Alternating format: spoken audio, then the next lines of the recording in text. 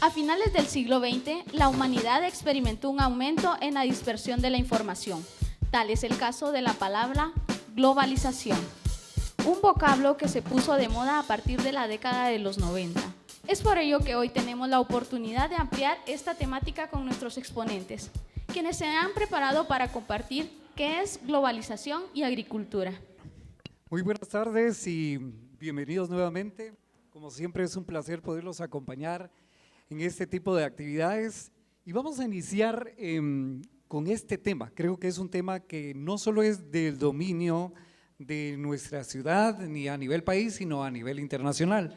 Y escuchando los pormenores de cada estudio que tiene cada uno de nuestros compañeros, creo que vamos a tener opiniones muy buenas. Vamos a iniciar y la pregunta viene de esta forma: ¿cuáles son los cambios políticos, económicos y de tecnología que conduce al proceso de la globalización en la agricultura? Creo que este proceso funciona de esta manera. Todo debería llevar un orden, debería ser político, luego económico y luego en tecnología. Político me refiero porque vivimos en una sociedad que tiene demasiada impunidad. De acuerdo con estudios internacionales, el 1% del dinero invertido es el que llega a las personas que de verdad lo necesitan.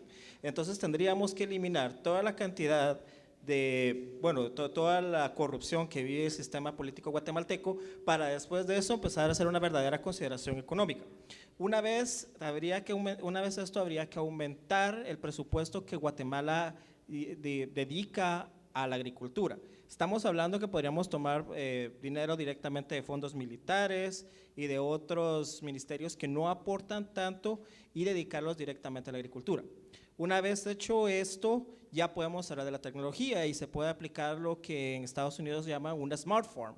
Una Smart Farm es un lugar donde se dedica 100% a la agricultura, incluyendo las casas se dedican a la agricultura, se usan paredes y se ponen legumbres que pueden crecer en las paredes, el agua es reciclada, muchos utilizan energía solar o energía eólica.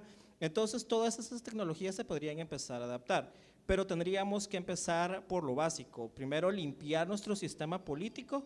Una vez nuestro sistema político esté limpio, ya podemos empezar a considerar hacer inversión y adaptar nuevas tecnologías o adquirir nuevas tecnologías para que las granjas y toda la agricultura de Guatemala pueda aumentar. Gracias. Primero se tendría que resolver el tema político.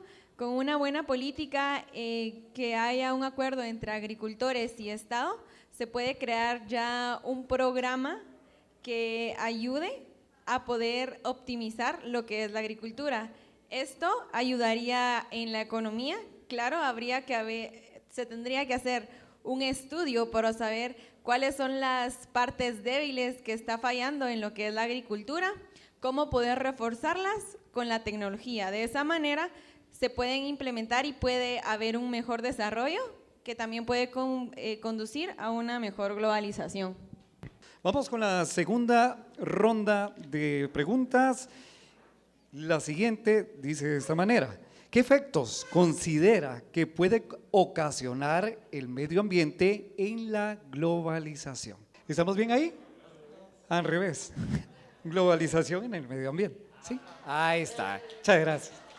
Bueno, principalmente creo que no podemos hacernos de indiferentes ante las consecuencias que ha dejado la globalización en el ambiente, las cuales han sido todas negativas, ¿verdad? O sea, en términos tecnológicos, sociales y los demás ha sido positivo porque nos hemos desarrollado como sociedad, pero puntualmente en el medio ambiente no.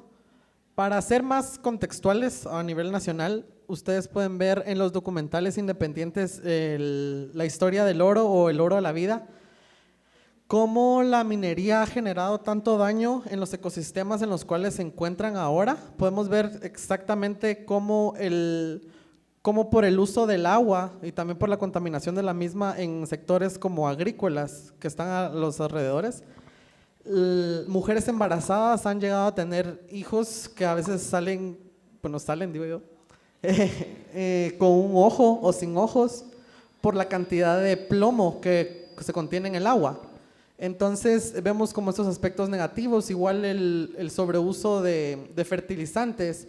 Vemos también como los sectores en los que se siembra la palma africana quedan infértiles para poder seguir procediendo con actividad agrícola. También se ve como el uso excesivo de la energía eléctrica, la contaminación, incluso en sectores vulnerables que prácticamente son los sectores agrícolas indígenas, como la misma lucha por los territorios termina en la muerte por los líderes comunitarios. Entonces, en géneros, en aspectos como más puntuales, sería eso, que las consecuencias ya están, no podemos decir como qué nos va a dejar la globalización, porque ya nos dejó todas estas desgracias, pero igual es como la indiferencia y las potencias no van a dejar de hacer nada al respecto, pero por nuestra parte podemos ser conscientes ante la realidad que afectó. Como decía, tenemos problemas no hemos resuelto nuestros problemas del ambiente.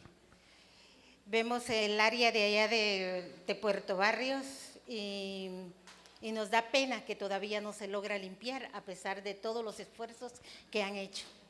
Y así hay diversas políticas que tienden a esto, pero no se logran. Los medios de comunicación tenemos la responsabilidad de seguir aplicando a esto y viendo de qué manera vamos incluyendo esa educación para que todos lo vayamos teniendo. Y además de eso, la globalización tiene muchas irregularidades, porque en el libre mercado no se regula los salarios, el tiempo de trabajo, y ahorita en las altas industrias no tienen competitividad, no pueden vender porque en las áreas donde se trabaja y se pagan menos salarios, sale más barato el producto y entonces el mercado está un poco desbalanceado y de esa manera nos pasaría. Nosotros tenemos un montón de producto chino y así que viene hasta de más baja escala y además de eso, con todo lo que usamos, pero aún así los productos genéricos que siempre van a tratar la manera de enviarnos y de alguna manera a la fuerza, porque lo que ahorita caracteriza la globalización es de que todo va incluido y en la marcha se lo dan a uno. La siguiente pregunta es para analizar eso exclusivamente. ¿Cuáles considera que han sido las consecuencias de la globalización en la vida del agricultor y el ganadero guatemalteco? Es interesante pensar en cómo ha afectado a las personas directamente aquí en Guatemala y incluso la pregunta es así, apuntando directamente al problema. Y al problema es cómo la globalización ha afectado. Y la globalización les hace daño y nos hizo daño. Y el problema es de que pasa en muchos países y ha afectado a muchas personas y los problemas son obvios, ¿verdad? No hay apoyo, no hay una manera de que las personas pobres, ni los granjeros, ni los ganaderos tengan la suficiente ayuda y los recursos y las oportunidades, pero no es porque sea culpa directamente de la globalización. Miren, hay un estudio bonito de una institución que se llama de Food Policy Institute, que dice, que dice que para evitar ese tipo de problemas tiene que haber ciertos diálogos y ciertas soluciones que tienen que darse entre países para que de los más grandes a los más chiquitos hayan formas de ayudar a los granjeros y a los ganaderos y a las personas que trabajan, pero no es directamente de la globalización la culpa. Considero que quienes dirigen las empresas transnacionales no han sido equitativos a la hora de la ganancia y es por ello de que las consecuencias en el ganadero guatemalteco puede ser así. Primero, la competencia desleal. Esto quiere decir de que paralelo a esto podemos hablar de mercados negros que comúnmente se le llaman, ¿verdad? Entonces, derivado de ello podemos hacer un ejemplo del pollo granjero, ¿verdad? Como el pollo granjero hace el pollo parecido al pollo granjero, ¿verdad? Entre ellos también tenemos otras empresas de las cuales se han realizado el mercado negro que se le llama, pero es por lo mismo, ¿verdad? Que la ganancia la mayor parte de la ganancia va para los dueños de las transnacionales, mientras que el agricultor o el ganadero llevan las de perder. la necesidad de actualizar conocimientos y procesos de producción, cuando realmente no hay oportunidades acá para ellos, más que todo que para el ganadero, para el agricultor. Recordemos que ellos cuántas horas de trabajo tienen a diario, en qué momento van a actualizar sus conocimientos y los procesos de producción. O sea, viene a lo mismo, ¿verdad? Las oportunidades o las mismas oportunidades no son para todos. Agruparse como medio para responder a las exigencias del mercado global y regional, y con ello oprimir al micro y pequeño productor, viendo que las exigencias en el mercado son bastantes y son fuertes, ¿verdad? Entonces cada vez hay menos oportunidades, más opresión para el agricultor y el ganadero, y las ganancias para ellos y las pérdidas para nosotros. Gracias. Y la siguiente cuestionante viene a eso que hemos escuchado mucho durante esta ronda de preguntas, que son los desafíos. ¿Cuáles son los desafíos y las amenazas que plantea la globalización en la economía de nuestro país, específicamente en la agricultura? Pero también, ¿qué medidas se podrían implementar para prevenirlas? Bueno, puntualmente en la parte de desafíos, ¿verdad? Considero, al igual que en la primera pregunta, que acá el sector agrícola debe de aprender a sobrevivir en el mismo sector agrícola, ¿verdad? Tenemos muy en claro que, al menos desde la cosmovisión indígena, igual que es la mayoría de la parte del sector indígena, muchas de esas cosas se hacen por autoformación, ¿verdad? También por transmisión oral, por tradición, que como el papá era sembrador, le enseñó al hijo y el hijo le va a enseñar a los hijos, y así, ¿verdad? Entonces el desafío principal es la autocapacitación, ¿verdad? Es un reto para la autoformación del agrícola, que es como implementarse, porque puede ser que sea un muy buen producto, pero también va a tener que aprender a saber venderlo, en dónde venderlo y en qué temporada venderlo, si no al final del día no va a valer que sea un excelente tomate si al final no tiene como los recursos, ¿verdad? O las oportunidades. La amenaza yo creo que igual que es el poco conocimiento y la educación para generar producciones justas, así como mencionaba Sergio con las políticas locales, que eso es principalmente como la amenaza, que no es como, en la balanza no es justo la manera de producción, porque pueden que producen más, trabajan mayor cantidad de horas, pero al final la ganancia es mínima. Y la prevención en este caso podría ser las capacitaciones para el sector productivo, dándole un seguimiento o asesoramiento por parte de profesionales para la implementación de capacidades técnicas y tecnologías. En este caso sería como de reforzar o brindarle una educación o una oportunidad como de apoyo, ¿verdad? Porque no es como que se la va a decir como mira así no puedes sembrar, sino que es como puedes sembrar así, pero fíjese que si hace esta línea o hace esta técnica es como va a sembrar más fácil, puede producir más. Entonces como esa parte como de empoderamiento hacia el sector. Hablando de amenazas, creo que las dos más reales que estamos hablando son, la primera, la monopolización. Si, por ejemplo, una empresa transnacional decidiera comprar todas las tierras cultivables de Guatemala, ellos podrían colocar el precio sobre el producto que quisieran. Estamos hablando de que una papa podría llegar a costar un quetzal o algo así. Entonces, Guatemala no tiene la estructura para manejar un monopolio. Si un monopolio o alguien llegara a monopolizar toda la economía o todas las tierras de Guatemala, podría ser literalmente un colapso. Y ese, de hecho, es el segundo problema, el colapso extranjero. Entonces, todos estamos hablando de que la globalización nos permite expandir mercados, nos permite llevar nuestro producto a otros lados. Pero ¿qué pasa cuando, por ejemplo, la economía estadounidense llegara a colapsar o llegara a entrar a una recesión? Entonces ellos no llegarían a comprar nuestro producto. Nuestro producto no se vende, entonces las personas para cortar gastos empiezan a despedir gente. Entonces tenemos más gente desempleada, tenemos más productos que no se venden, entonces toda nuestra economía podría llegar a colapsar junto con la economía estadounidense. Entonces las soluciones tendrían que ser bastante simples. Primero tendríamos que generar una estructura que impida el crecimiento de monopolios en Guatemala, como existe en España y otros países. Una vez evitados los monopolios, también podemos hablar de distribuir mejor todas nuestras inversiones en el extranjero. Es como dice la estrategia, no podemos tener todos nuestros huevos en la misma canasta.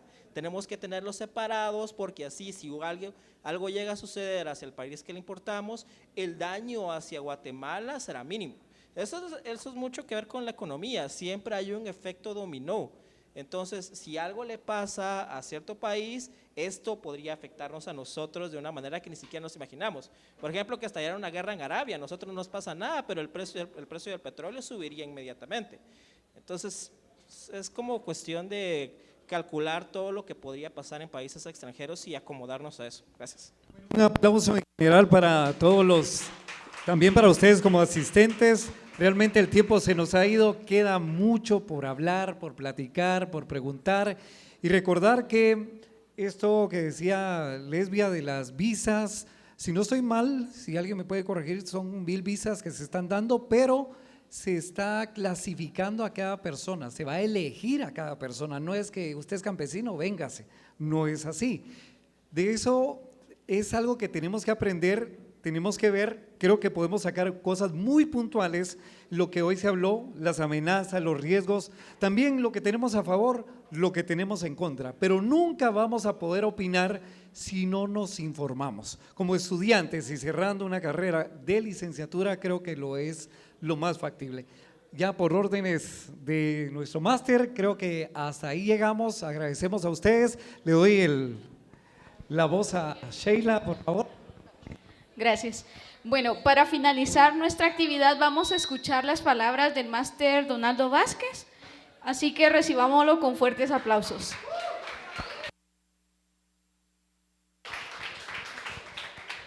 En este asunto de la globalización no nos avisaron, ¿verdad?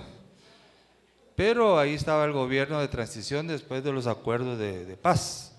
Entonces por eso hubo ventas de esto, de empresas estatales, para poder enfrentar toda la modernidad y la tecnología. A partir de los acuerdos de paz vienen las computadoras, los celulares, y no estaba preparado la ciudad capital más o menos, pero en el área rural no, todavía no está preparada para eso. Entonces todavía las hidroeléctricas y todo el proceso de minería, las leyes todavía están en el Congreso, la ley de aguas y todo eso, ¿verdad? Todavía estamos en ese proceso, pero estamos dentro de la globalización y los empresarios han enfrentado esa situación de nuevos productos, enfrentarse con poderosos como Canadá, Estados Unidos, compitiendo, pero ahí estamos. Guatemala es uno de los países de Centroamérica más desarrollados. Estamos punteando lo que es tecnología. Nos sigue Costa Rica, ¿verdad? Porque ahí siempre ha estado lo que es la educación. ¿Cómo es importante los libros? Fíjese. Todavía en los 80s, 90s no habían libros en Guatemala sobre, estaba viendo lo de el Windows, empezó en el 2000. Pero estamos logrando, ¿verdad? Ya estamos haciendo una transición de tecnología en las universidades, ya se ve otro cambio, ya tiene que haber algunas situaciones diferentes. Así es que felicitaciones a los panelistas y sobre todo a la coordinadora, démosle un aplauso a la coordinadora. Se desveló, pase adelante acá. Por si no la conocen, ya que se levante, dice, ¿verdad? Un aplauso. Bien. Y todos los que estuvieron presentes, felicitaciones, ¿verdad? Aquí todo es punteo, tiene el punteo de zona y vamos a agarrar del parcial algunos puntos para ustedes. ¿Vieron? Así es que, adiós y hasta pronto.